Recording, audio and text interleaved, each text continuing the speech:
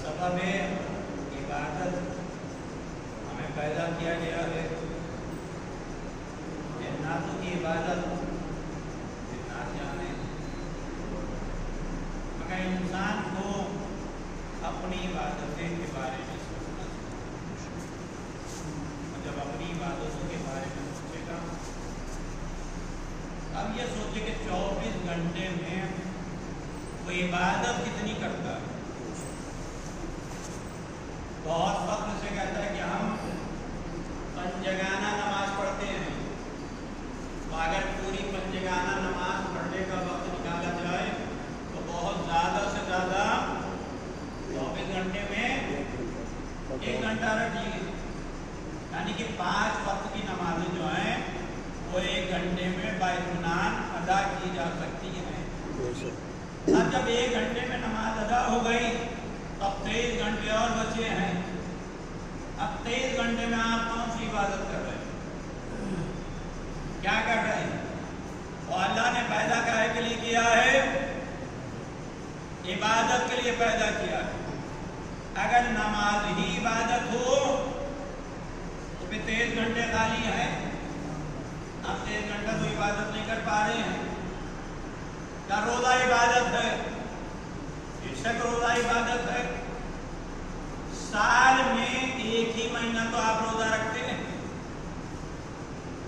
और उसमें भी बहुत बारीकियों के साथ आप रखते हैं।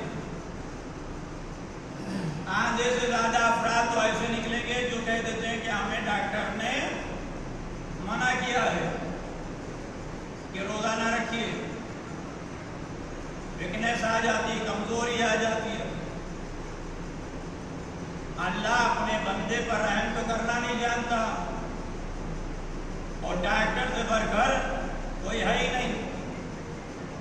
यानी कि अल्लाह ने कहा कि हमने रोजे फर्ज कर दिए हैं, जैसे तुमसे पहले वालों को फर्ज किए, और बंदा जो है डॉक्टर का कागज लिए घूम रहा है। क्या डॉक्टर ने कहा है रोजा नहीं रख सकते, तो चलिए 1 महीने 11 महीने फिर रोजे नहीं रखे आपने, तो 11 महीने इबादत से खाली। हज का हज है साल में 1 दिन, वो भी पूरे कानून के तहत जिंदगी में 1 बार वाजिब है। वो भी अगर साथ रखते हो तो, माल है तो, अगर माल नहीं है तो मखरूज पर हज वाजिब नहीं है। सल्लल्लाहु अलैहि मोहम्मद आले मोहम्मद।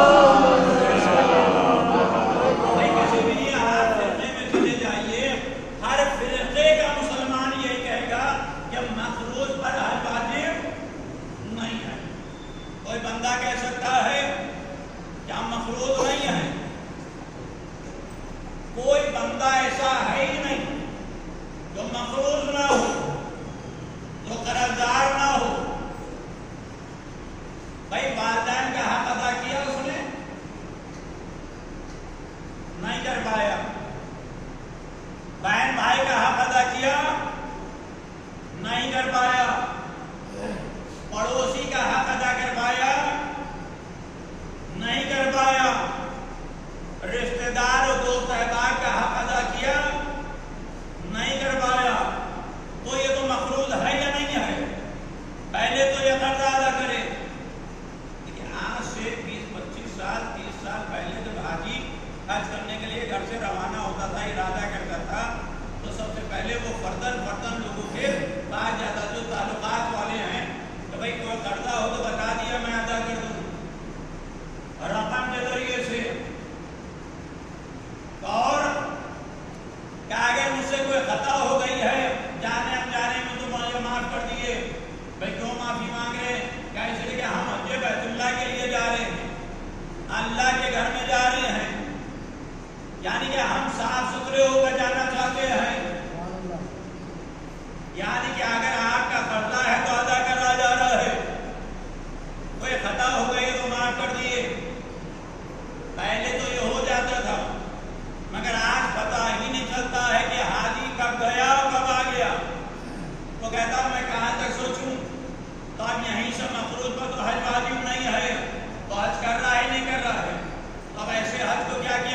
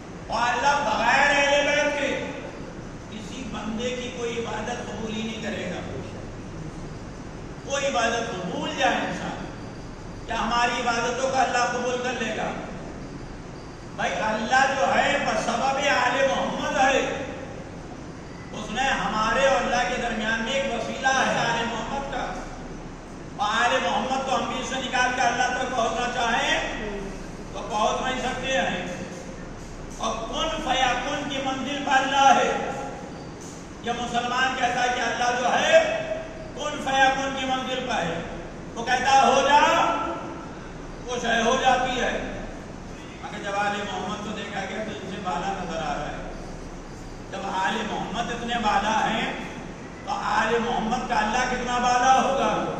پہلے دنیا آل محمد کو سمجھے، پھر کہیں جائے گا اللہ سمجھ میں آئے گا سرور محمد آل محمد۔ ہمارے آپ کے چوتھے امام امام زین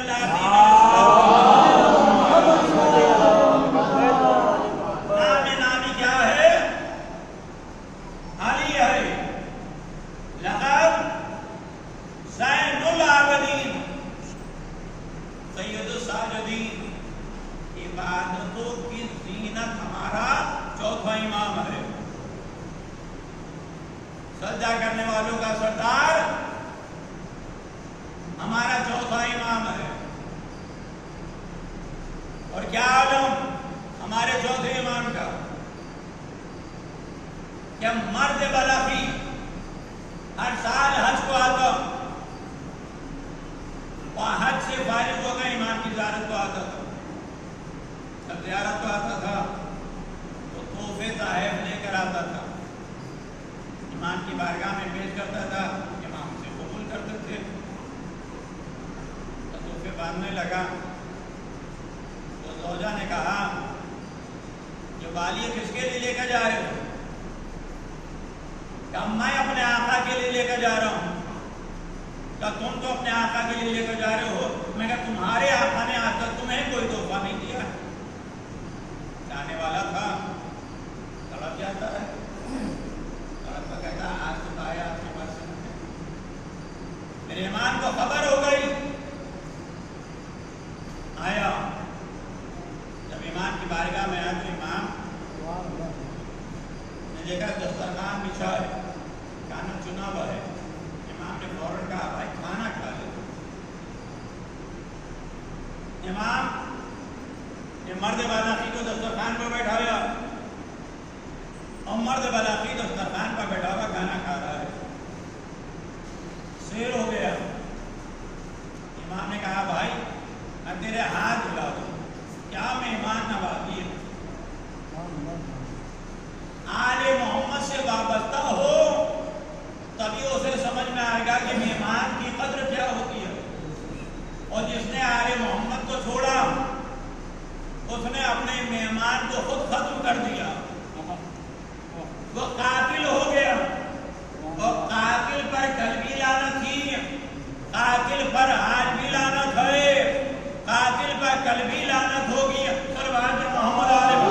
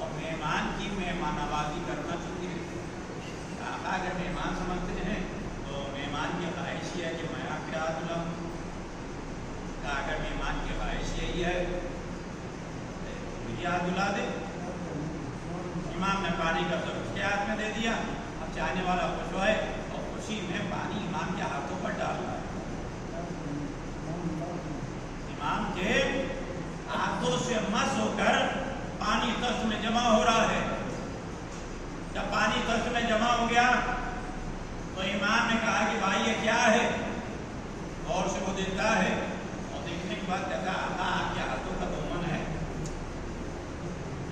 ذرا غور سے دیکھ، یہ لال بے بہا ہے. اب جو چاہنے والا دیکھتا ہے ہاتھوں کا دومن لال بے بہا میں تبدیل ہو گیا ہے. اچھا مولا یہ تو لال بے بہا ہے، ہاتھوں کا پانی ڈالا گیا، جمع ہو گیا. امام نے کہا کہ بتائیے کیا ہے؟ کہا آپ کے ہاتھوں کا دومن ہے. کہا نہیں، یہ زمرد خاص ہیں. دومن نے اپنی ماہیت کو بدلا، زمرد خاص میں تبدیل ہو گیا. یہ امام نے کہا کہ پانی ڈال. امام کے ہاتھوں پر پانی ڈالا جا رہا ہے، درد میں جمع ہو گیا. امام نے کہا یہ کیا ہے؟ کہ آپ کے ہاتھوں کا دھومن ہے. کہ یہ زمرد خاص ہیں، یہ سچے موتی ہیں، یہ جواہرات ہے. امام جواہرات کا نام لیتے جاتے تھے اور امام کے ہاتھوں کا دھومن جواہرات میں تبدیل ہوتا جاتا تھا.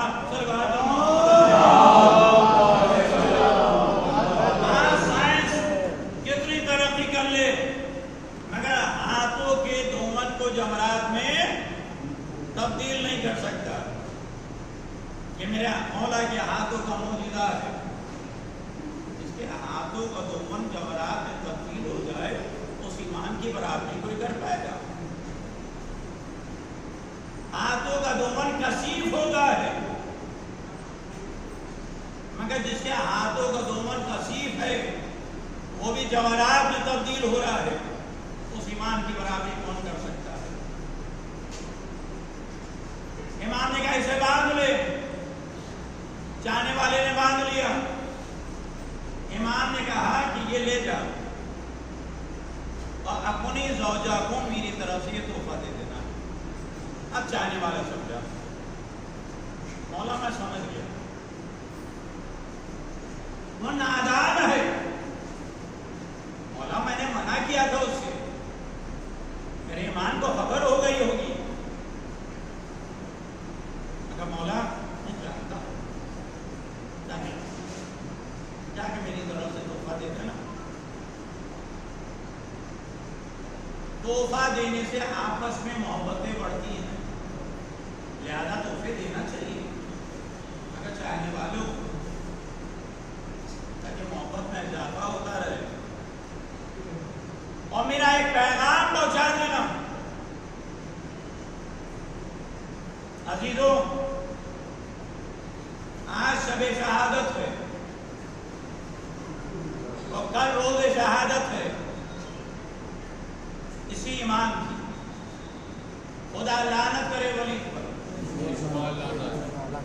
جس نے ایمان کو ظاہر کربلا کا چشمدید امام جب مرد بلقی آیا تو زوجہ کے سامنے ڈال دیا. زوجہ نے دیکھا آنکھیں کھلی کی کھلی رہ گئی. مالک یہ کیا؟ میرے آقا نے تمہارے لیے تحفہ بھیجا ہے، یہ جواہرات تمہارے لیے ہیں. میں کہتا تھا نا کہ میرے ایمان کو خبر ہو گئی ہے. تب والی میں نے تو غلط میں کہا تھا تمہارا آقا مدینے میں ہے، اور میرا ایمان کائنات کا امام ہے، سب جانتا ہے، چھپا نہیں ہے. اور میرے مولا نے ایک پیغام پہنچایا ہے. تو وہ کیا ہے؟ تو میرے امام نے تم سے کہا کہ ایسا کہہ دے کہ جب سے میرا بابا کربلا میں مارا گیا میں نے کسی کو تحفہ نہیں دیا، اس لیے کہ میں اپنے بابا کے غم میں بیٹھا ہوں. آنکھوں سے اشک ٹپکنے لگے. 1400 سال کے بعد جب یہ واقعہ محبان اہل بیت کے سامنے بیان کیا جاتا ہے تو دل بھر جاتا ہے، آنکھیں اشکبار ہو جاتی ہیں. اور جس مرد بلاقی کے سامنے یہ واقعہ ہوا ہو اور امام نے اس کی زوجہ سے کہلوایا ہو تو اس کے آنکھوں میں آنسو کیوں نہیں آئیں گے؟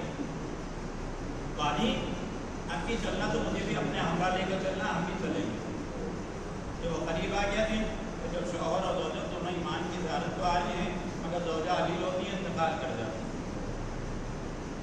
اب چاہنے والے کے لیے عجیب مسئلہ ہے کہ زوجہ کا دفن و کفن کرے یا امام کی زیارت کو جائیں. زوجہ کو وہیں چھوڑا تو پہلے میں امام کی زیارت کو جاؤں گا پھر دفن و کفن کروں گا. امام کی بارگاہ میں آیا تو امام نے کہا تو تنہا کیوں آ رہا ہے؟ اپنی زوجہ کو نہیں لایا؟ کہا آپ کا سب آیا ہے. اپنی زوجہ کو لے کر آ. کہا وہ تو مر چکی ہے. کیا حکم امام یہ ہے کہ اپنی زوجہ کو ساتھ لے کر آ؟ جب مولا نے کہہ دیا ہے تو اپنی زوجہ کو لے کر آؤں گا چاہے جس عالم میں ہو. آیا مرد بلقی. جیسا ہی آیا زوجہ کے بعد تو دیکھا کہ زوجہ مصلی پر بیٹھی عبادت الہی میں مصروف نظر آ رہی ہے. والد تم کہاں چلے گئے تھے؟ کہ میں امام کی بارگاہ میں گیا تھا. تم ہو جائے اور میں بھی تو جانا چاہتی ہوں. کہ میں تمہیں لینے آیا ہوں, امام نے تمہیں بلایا ہے. میں کہ اس سے قبل اتنا بتا دوں کہ میں تو تجھے مردہ چھوڑ کر گیا تھا تو زندہ کیسے ہو گئی؟ کہ والی میری روح کو قبض کر کر ملک لے جا رہے تھے. میں نے ایک نورانی ہستی کو دیکھا کہ جن کے چہرے سے نور ساطع تھا. نبی کریم جھک جھک کر سلام کر رہے تھے. ہاتھوں کا بوسہ ملائکہ اور فرشتے لیتے نظر آ رہے. ایک مرتبہ انہوں نے حکم دیا کہ میری روح میرے جسم میں واپس کر دی جائے. میری روح میرے جسم میں واپس کر دی گئی ہے. اور واری یہی نہیں بلکہ مجھے 30 سال کی حیات اور دی گئی ہے. جانے والا تڑک کر کہتا ہے یہ تو اختیار میرے مولا کو ہے. موت و حیات پر اختیار میرے مولا کے علاوہ کسی کا نہیں ہے. کوئی بتا کوئی پہچان بتا سکتی ہے؟ کباری میں چہرے کی پہچان نہیں بتا سکتی, اس لیے کہ چہرے سے اتنا نور ساطع تھا کہ میری نگاہیں گر نہیں پا رہی تھی. البتہ ہاتھوں میں ایسے نشان تھے کہ جیسے ہاتھوں میں ہتھکڑیاں ڈالی گئی ہوں. پیروں میں ایسے نشان تھے کہ جیسے پیروں میں بیڑیاں ڈالی گئی ہوں. گلے میں تو کے خاردار کا نشان تھا. جانے والا کہتا ہے کہ اگر دیکھے گی تو پہچان لے گی ہے کہ والی کیسی باتیں کرتے ہو. ارے جس نے مجھے 30 سال کی حیات